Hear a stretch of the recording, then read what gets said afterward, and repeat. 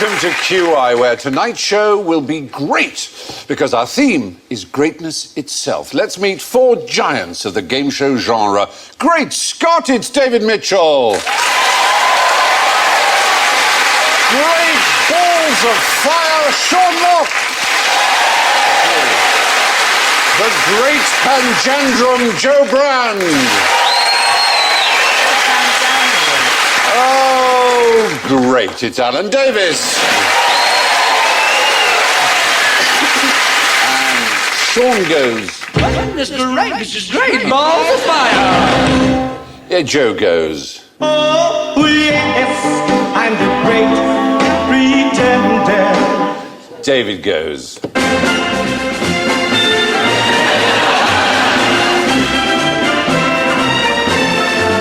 Oh, I just want to hear that for the rest of the evening, actually. And Alan goes.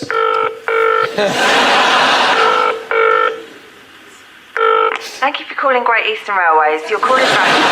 Thank you. Very good. Excellent. Now, why are so many great men short? Are they really?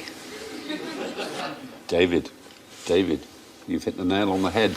Rem acu tetagisti, as they would say in Latin. I'm sure they would. Yeah. It means nice one, son. Yeah.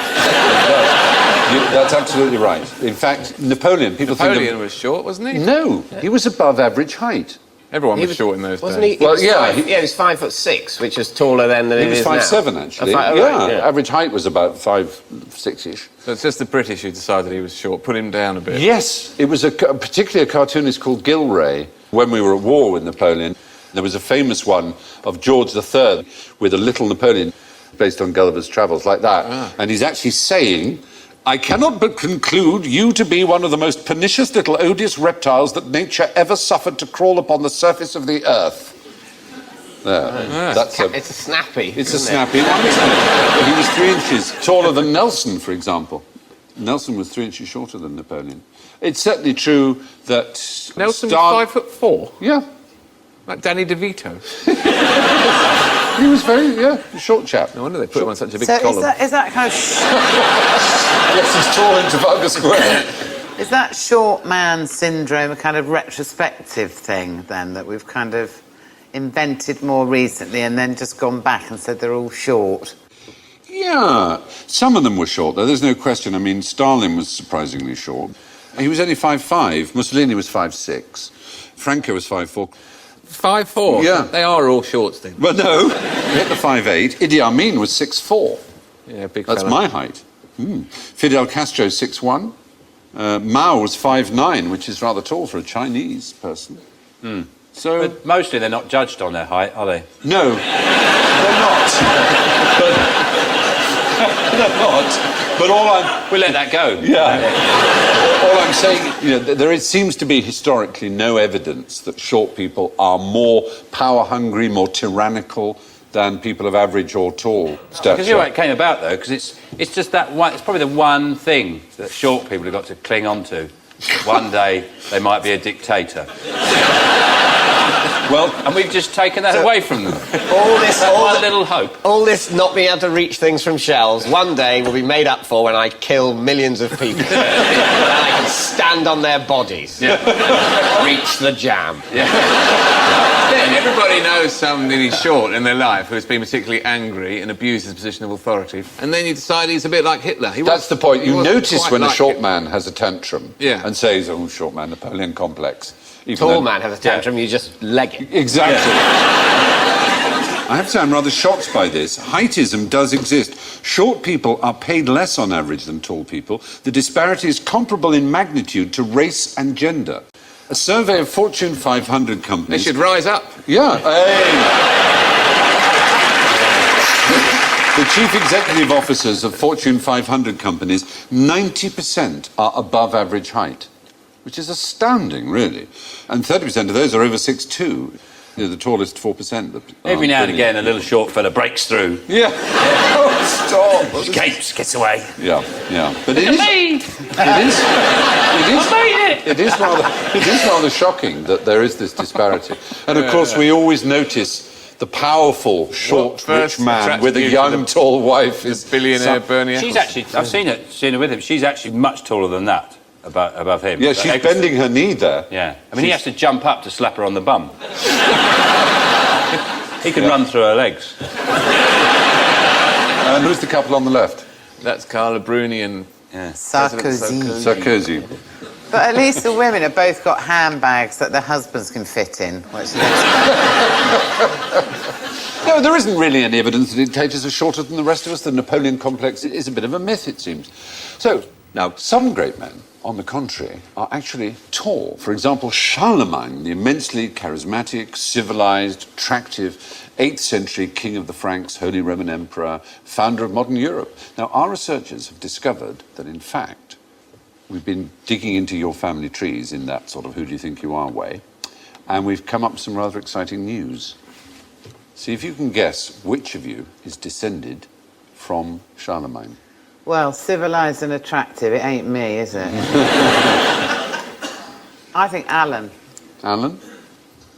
Well, is it all of us? Yes. All of us, including Because he me was- and including everyone in the audience and everyone watching at home, if they're European. Because he was a love machine. It's just mathematically certain. The fact is, you know how you have, obviously, everyone has 2 parents and 4 grandparents, 8 great-grandparents. It's that grain of rice on the chessboard thing, 8, 16. By the time you get back to the generations just in the 13th century, you have more direct ancestors than there have ever been human beings. It's about 80 billion, the number, by the time you get back that far. My brain's... I know, well, all you have How to can do... you have more ancestors than there are Well, you people can't. there's ever been? That's the point.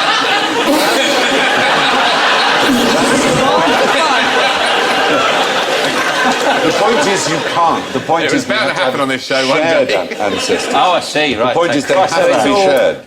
Are your brothers here tonight? Sorry? Are your brothers here tonight? I've only got one brother, Oh, right. and he's not. I was going to say Phil and Grant. I thought they might be related to you. Well, they will be. Brothers, wouldn't that be great if they were your brothers? Wouldn't you love it? It'd be a problem with that because they don't exist. I think that would be weird to find out you were related to someone fictional. You'd start to doubt your own existence.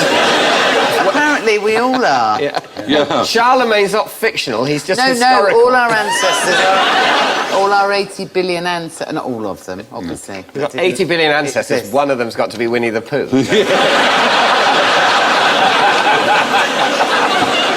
That's very odd. Yeah, it was a man called Mark Humphreys who was in 1995 at Dublin University was doing it, and he discovered that his wife was King Edward III's great-granddaughter 20 generations down the line. And he looked further into it, and of course he realised that so was Hermann Goering and Daniel Boone, the American explorer, pioneer. And then he kind of worked out the mathematics of it, and he's the one who's given us that. I'm just thinking about Charlemagne. I think that would be a really good name for, like, an aftershave, wouldn't it? Charlemagne. Well, let's smell medieval. I'm everybody. I'm everybody's daddy.